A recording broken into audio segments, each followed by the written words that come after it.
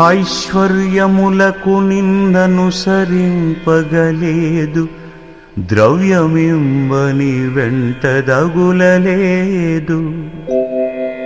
కనకమిమ్మని చాలా కష్టపెట్టగలేదు, పలకిమ్మని నోట పలుకలేదు.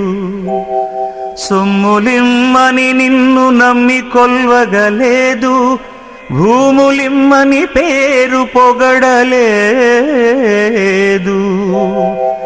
బలమునిమ్మని నిన్ను బ్రతిమాలగాలేదు,